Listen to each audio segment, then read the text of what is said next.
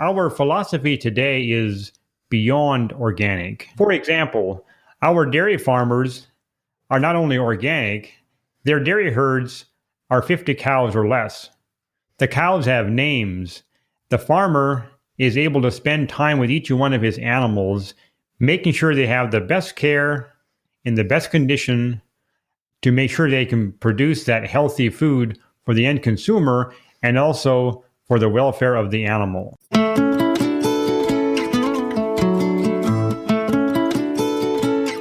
From the Weston A. Price Foundation, welcome to the Wise Traditions podcast for wise traditions in food, farming, and the healing arts.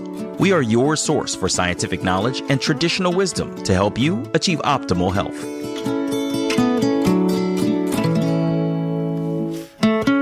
Hey, Hilda here. Organic small farms are important.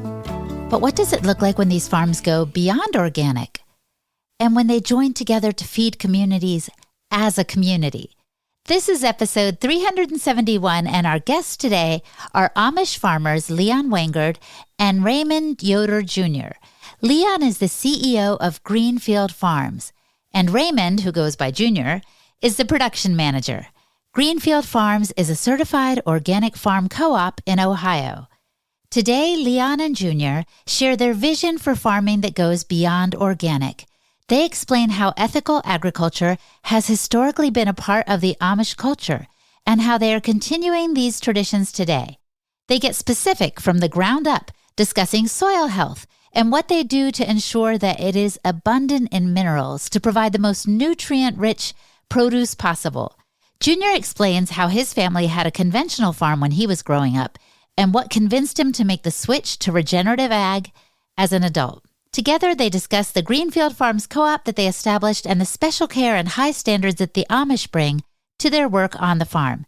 They emphasize old-fashioned growing methods, knowing the cows by name even, and most importantly, how they care for one another as a community. And Leon even describes a recent barn raising. I personally found this conversation nourishing and, indeed, beyond organic. Before we dive into it, I want to invite you to check out our trifold brochures. The Weston A. Price Foundation has so many resources on their website, it's incredible. And the trifold brochures cover 1 million topics. Well, 1 million might be a few too many, but get this. They have a brochure on cholesterol myths, another one on soy alert, sugar alert, why butter is better, nutrition and mental health, and more. We even have a trifold that explains the problem with commercial infant formula. Go to our website, westonaprice.org/shop, and pick up whatever brochures suit your needs. They're only 25 cents each, and that's cheaper than penny candy was back in the day. And they're even less expensive if you buy them in bulk. So go, again, to westonaprice.org/shop, or just go to the homepage of our website and click on the green button that says Order Materials. And you're welcome. And Raymond Real Salt. I can't say enough good things about Raymond sea salt. The minute I tried it, I was hooked. It's unrefined, ancient sea salt with a complete blend of minerals and a subtle sweet flavor unlike any salt on earth. It's my personal favorite, and of course the Weston A. Price Foundation encourages the consumption of salt, as traditional people groups did all around the world. What's nice about Raymond salt is it comes from a single, traceable source, an ancient seabed near Raymond, Utah. I honestly never used to give salt a second thought. It was just a little something to add to my food that was bland. But the foundation opened my eyes to the importance of quality salt. And Raymond Real Salt is the real deal. So check it out. Go to their website, redmond.life, and use the code word WISE for 15% off at checkout. That's Redmond, REDMOND.LIFE, and the code word WISE for 15% off. And enjoy. This is Holistic Hilda, and you're listening to Wise Traditions.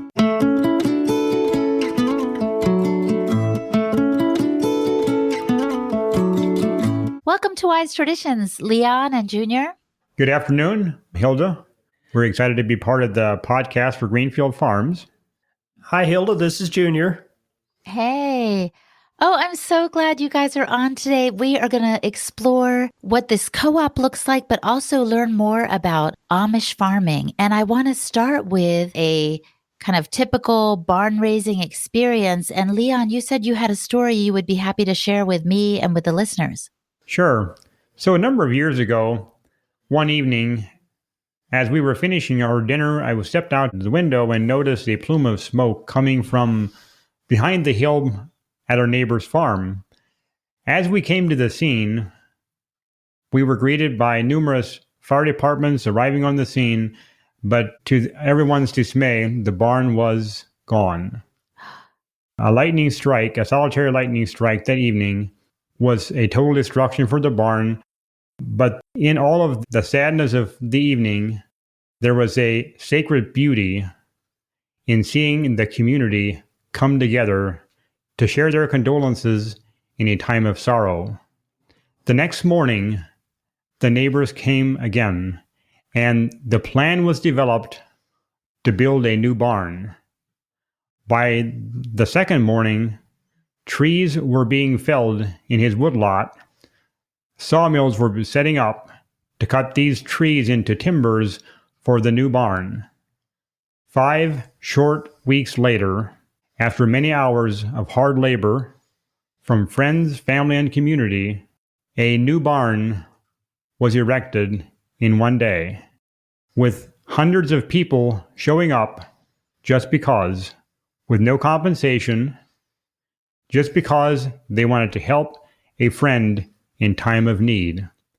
Not only the men, but the women as well. A meal was prepared for everyone. That is how we do things. It solidifies what's very important to us as a people: faith, family, and community. That's what's very important to us, and that's what leads into what we will talk about more in why Greenfield Farms started. Wow. Well, tears are springing to my eyes, Leon, honestly, because I think so many people long for those things, the faith, the family, and the community. And it's so beautiful that you have that in your community. How many generations have been where you live there in Ohio?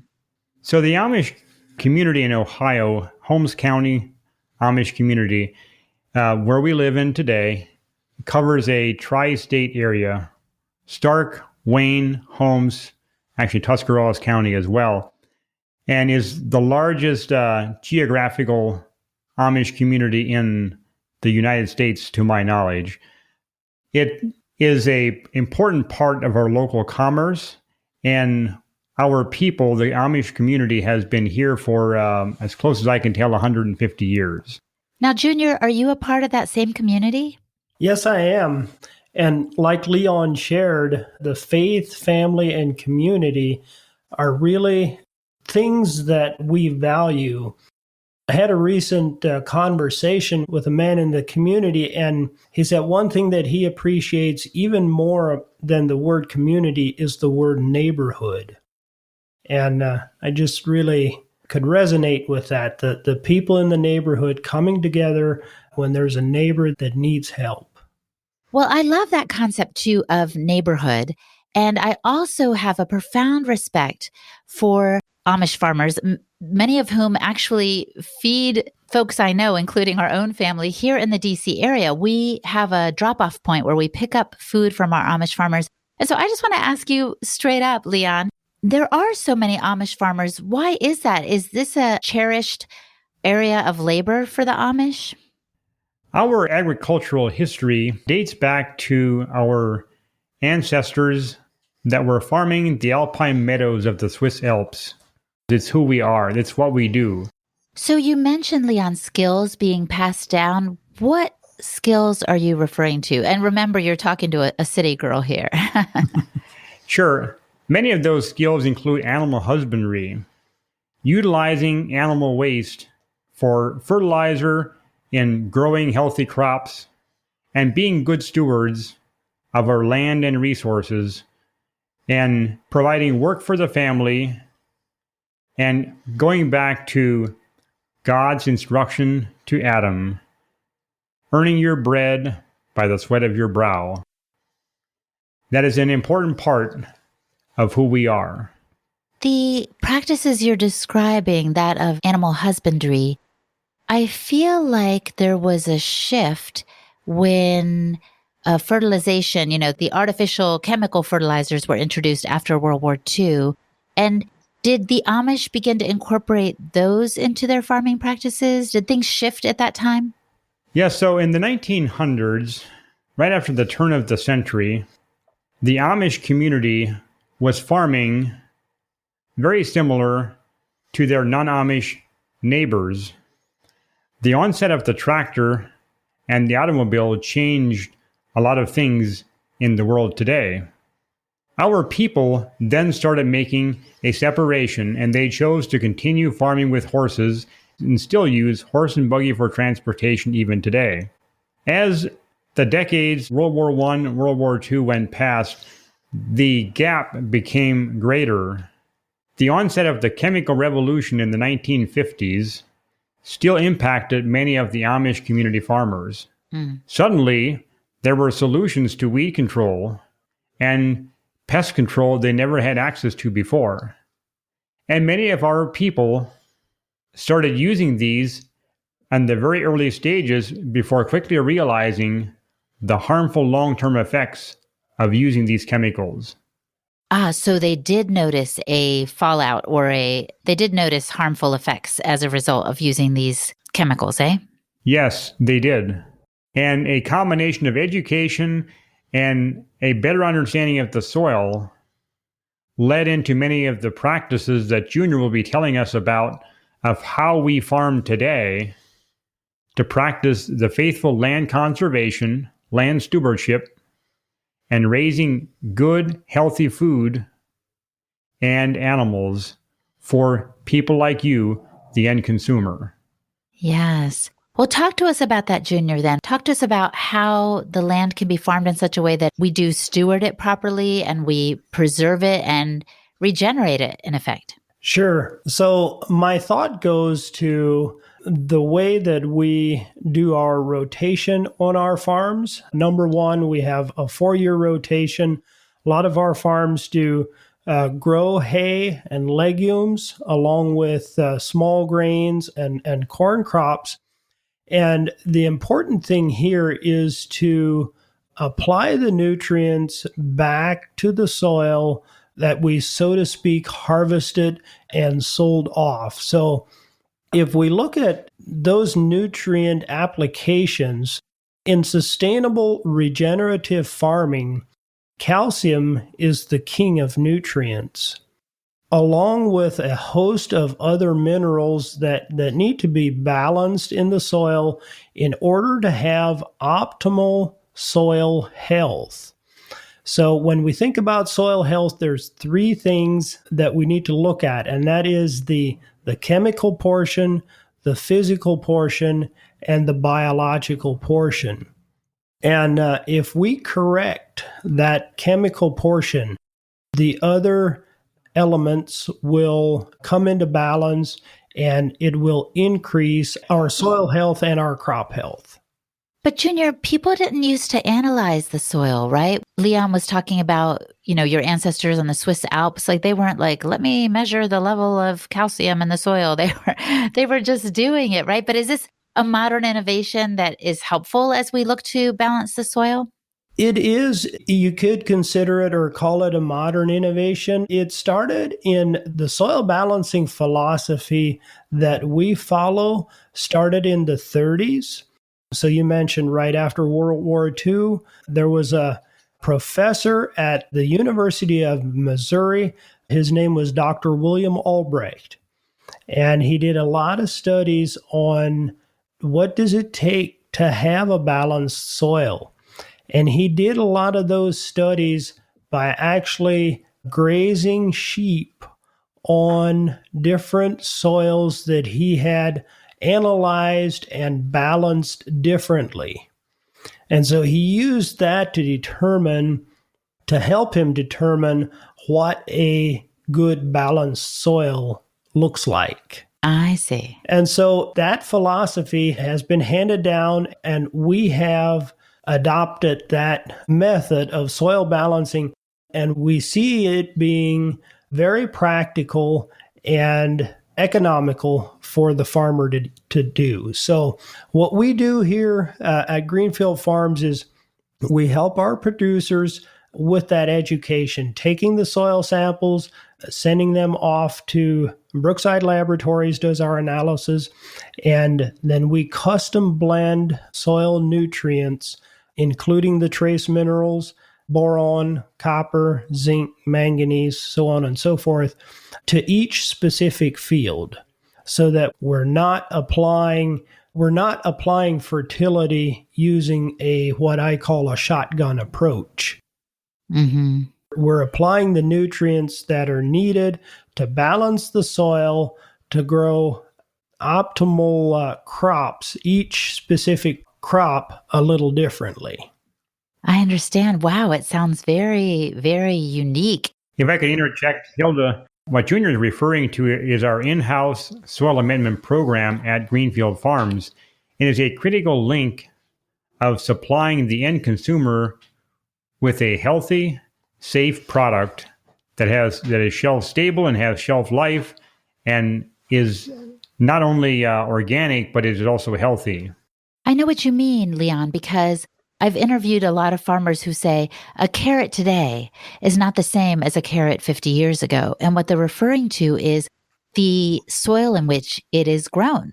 It really does make a difference. But most consumers, to the naked eye, would look at a carrot, from today and from 50 years ago and think, oh, it's the same nutritional components, but not necessarily. It depends on the soil health, right? Yes, very much so.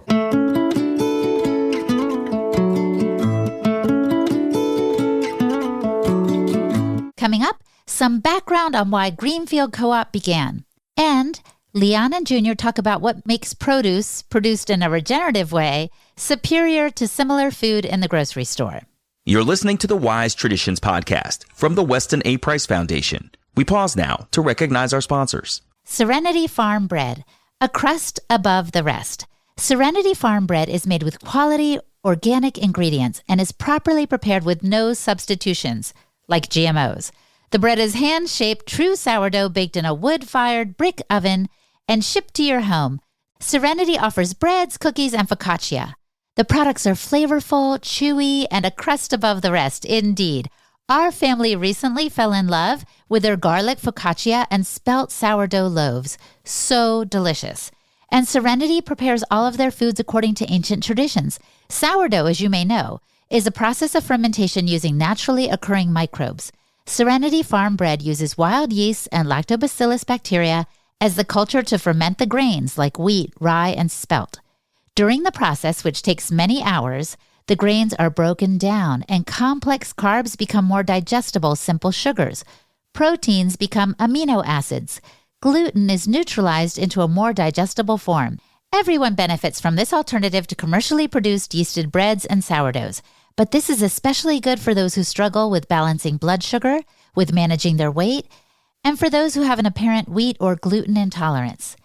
Serenity Farm Bread also offers a wide variety of products, from sweeter treats like the walnut raisin bread or sourdough cookies to traditional loaves like European-style rye and multigrain. The variety is just fantastic. So run, don't walk to serenityfarmbread.com to place an order today. Use the code WISETRADITIONS for 10% off. Again, serenityfarmbread.com, and the code is WISETRADITIONS10. An optimal carnivore. Organ meats are some of the most nutrient-dense foods on the planet. Our ancestors prized organ meats for their vital properties. Brain Nourish is a revolutionary new product from the guys over at Optimal Carnivore. They have combined grass-fed beef brain and lion's mane mushrooms in a groundbreaking formula. It is the ultimate whole food nootropic to build a better brain. These two ancestral superfoods have been used for centuries to improve brain function and overall mental well-being. Now available for the first time together in convenient capsules. Studies have shown that both ingredients are remarkable at improving cognition and brain health, both in the short and the long term. They're guaranteed to have your brain firing on all cylinders for supreme focus, elevated mood, improved memory, greater clarity, enhanced creativity, and many more benefits for health, vitality, and longevity, thanks to the highly nutritious superfood ingredients. Each serving has 1,500 milligrams of organic lion's mane and 1,500 milligrams of beef brain. They only use 100% real mushrooms, organic fruiting bodies which are rigorously tested for active compounds. And the beef brain is sourced from the highest quality regenerative farms in New Zealand. The mission over at Optimal Carnivore is to make it easy for people to consume the most nutrient-dense foods on the planet. And they also plant one tree for every product sold, which helps the environment. They currently have a grass-fed organ complex that contains 9 organs, a grass-fed liver, and the new Brain Nourish product. So go to amazon.com/optimalcarnivore and use the code WESTON10 to receive 10% off of all products. Again, that's amazon.com/optimalcarnivore and the code WESTON10. This is Holistic Hilda, and you're listening to Wise Traditions.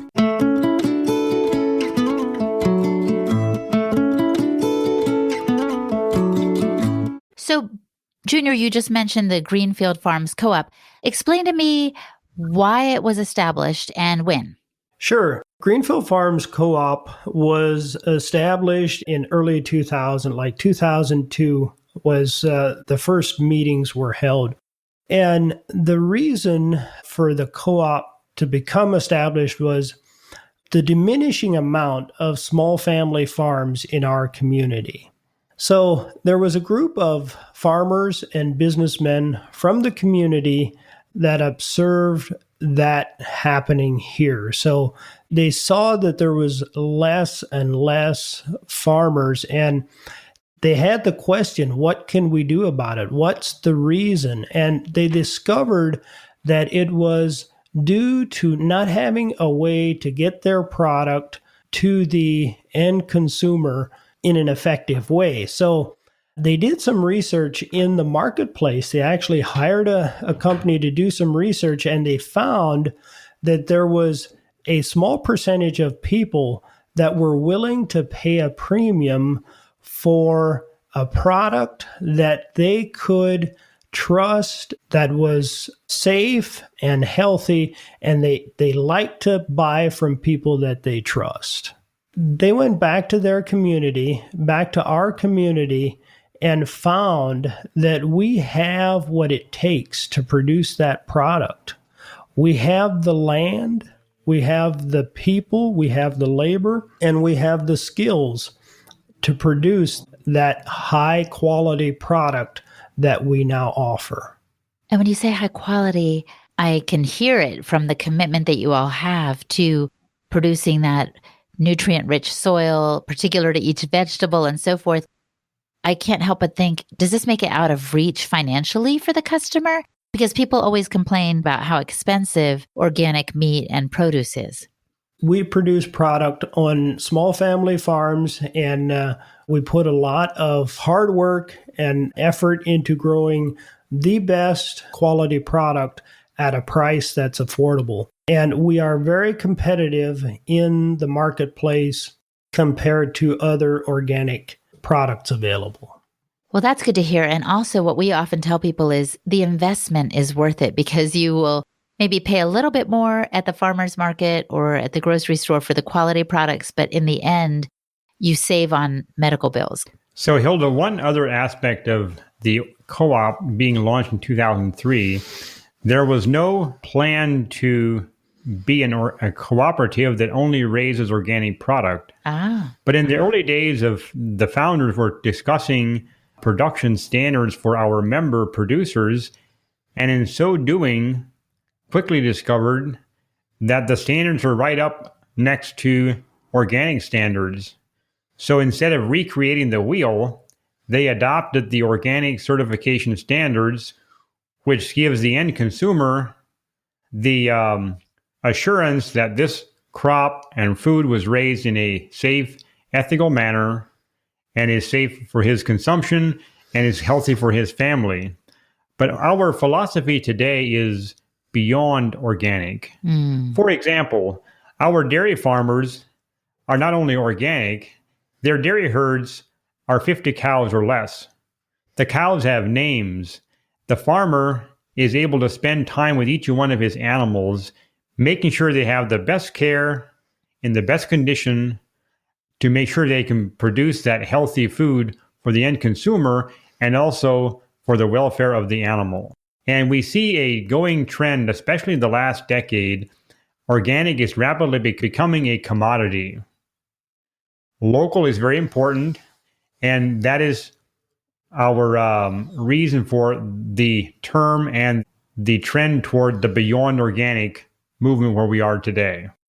Oh my gosh, I love it so much. And I want to let this sink in for the listener and for me that these cows have names, because I don't believe that that's the case at a lot of these large, kind of corporate dairies that are just trying to literally pump out the milk and put it in the supermarket jugs, and they might carry the label organic, but it isn't done with the same level of commitment to the animal husbandry or to the consumer. Yes, and just one example of that, Hilda, would be in the springtime on our own farm, we do maple sugaring. What that means is making maple syrup, gathering the sap that runs from the tree for a period of about 6 weeks in the springtime that we boil down to the golden goodness of maple syrup.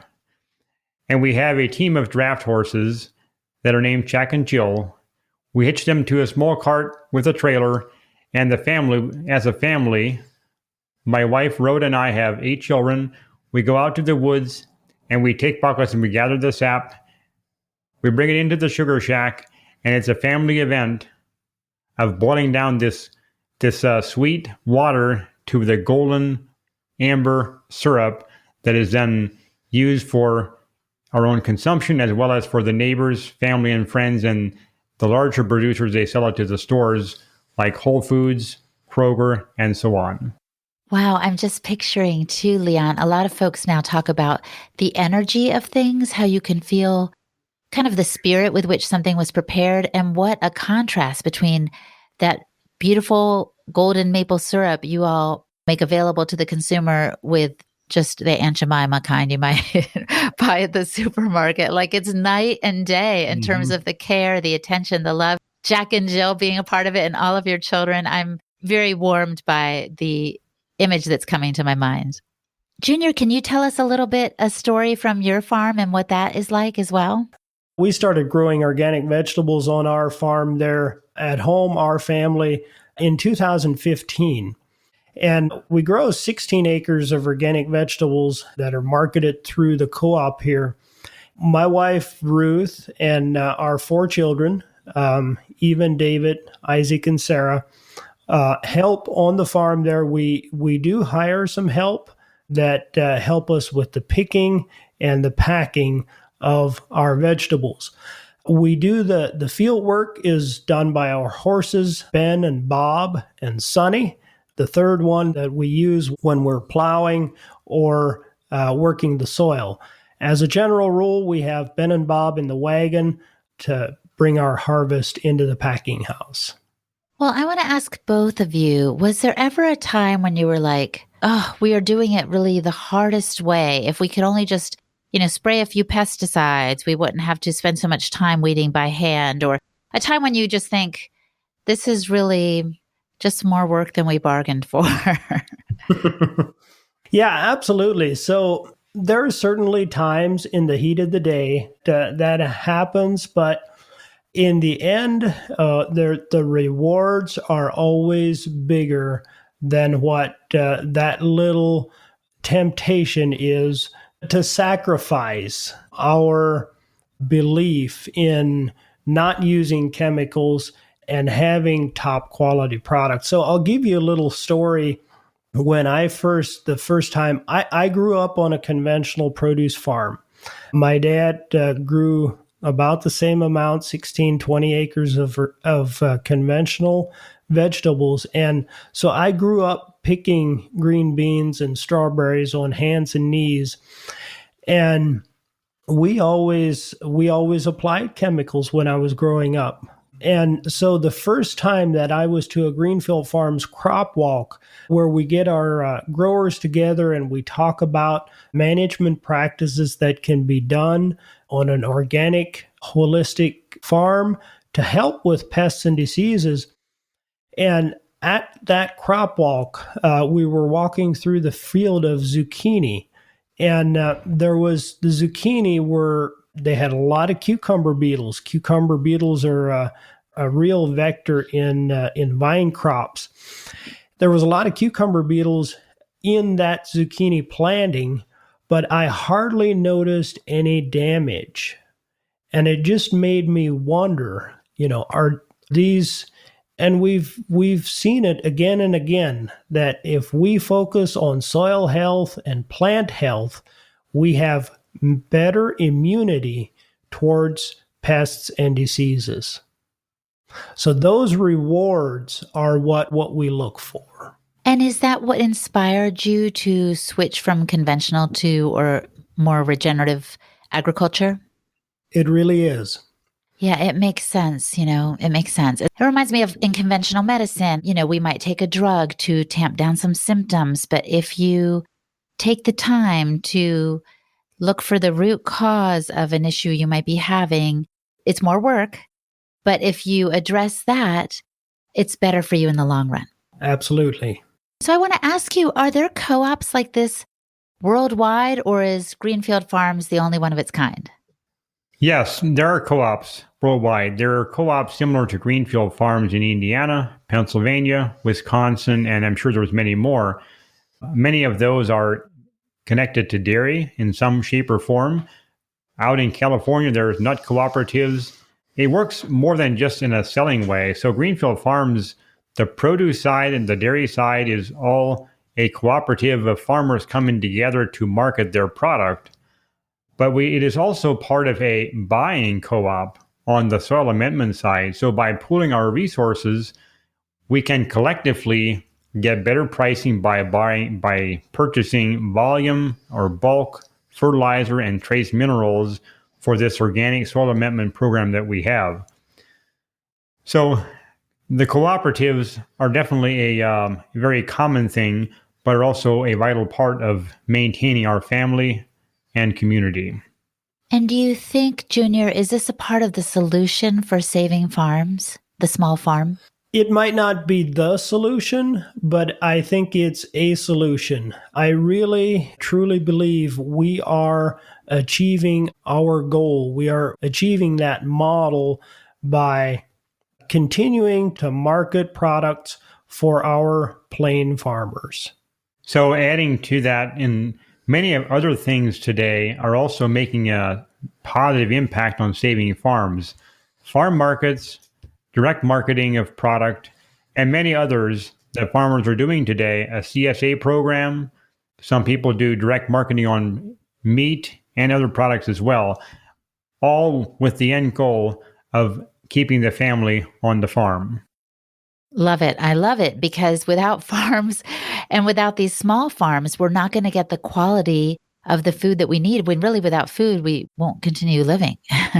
One more aspect of that is we have, as a people, historically only taught an 8th grade education.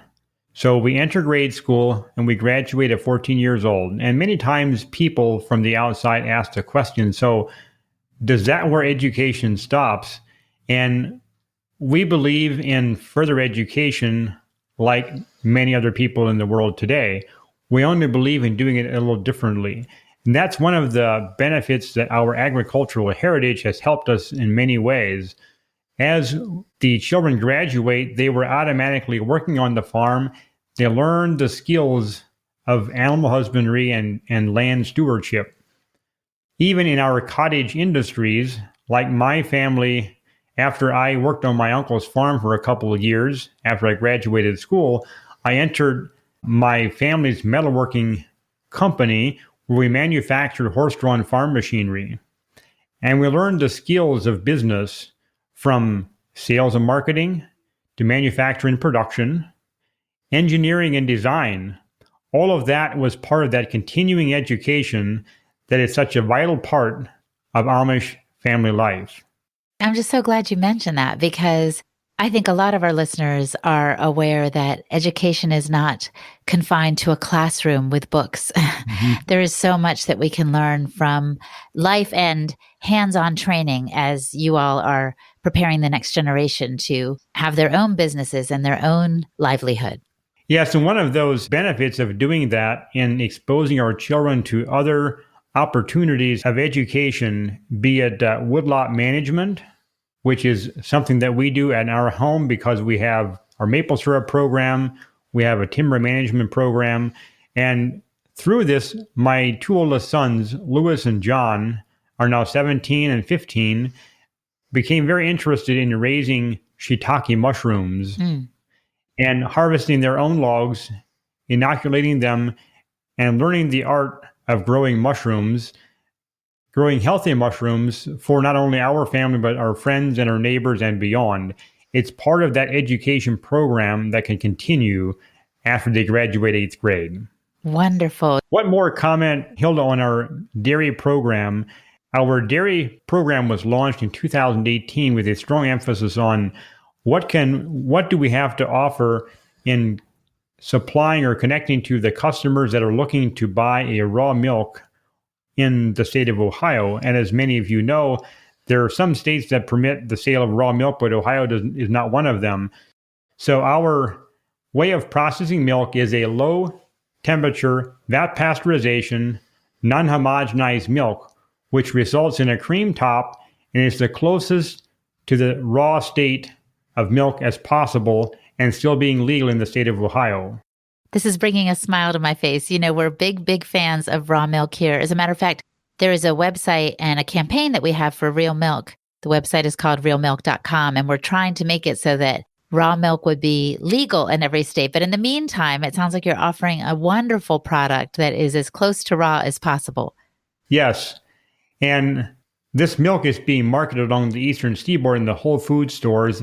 And it is an exciting part of seeing the smile on a customer's face as they look at our glass bottle and think back to their grandfather's era. And now I can, again, buy milk that is real milk in a glass bottle. It just feels like the real thing. And that added more smiles after our launch of eggnog, an organic eggnog, the week before Thanksgiving, as it entered into the stores and was part of the Thanksgiving dinner for many of our customers. That's wonderful. Well, as we wrap up, I wanted to ask you all the question I often pose at the end, and I know that you're farmers and not doctors, but that's even better. If the listener could do one thing to improve their health, what would you recommend that they do? Junior, let's start with you. Eat more raw organic vegetables. And what about you, Leon? Use natural sweeteners like honey and maple syrup. It's the best, straight from nature itself. Buy local. Buy from your neighbor when possible. Even if it costs more, think about what impact you are making for their family, their farm, and your community. Wonderful advice. I'm so grateful for our time together today. Thank you, gentlemen, both of you, for taking the time to be with us today. Appreciate it. Thank you. Thank you, Hilda. Our guests today were Leon Wengerd and Raymond Yoder Jr. Find out more about their work and their co-op at gffarms.com. And I'm Hilda Labrador, the host and producer of this podcast for the Weston A. Price Foundation. You can find me at holistichilda.com. And now for a recent letter to the editor from our journal. At the Weston A. Price Conference, you and others promoted the idea that the COVID-19 virus isn't really a virus, and that the illness may be due to 5G impact. I have to say, I was not convinced, until I read The Invisible Rainbow by Arthur Furstenberg. I was shocked to read how the Spanish flu, as well as regular influenza, is correlated to electricity and radio waves. In the book, the author talks about islands in the South Pacific, or ships at sea where everyone gets sick when radio waves were rolled out in 1917 to 1918. When I saw a recent article about an island in the Pacific where everyone got COVID-19, despite all the vaccinations and tests, I immediately thought about EMF. In the South Sea island of Kiribati, everyone had to be fully vaccinated against COVID-19, and passengers traveling to the island had to test negative for COVID-19 3 times in nearby Fiji before arrival. Passengers had to be in pre-departure quarantine for 2 weeks before the flight.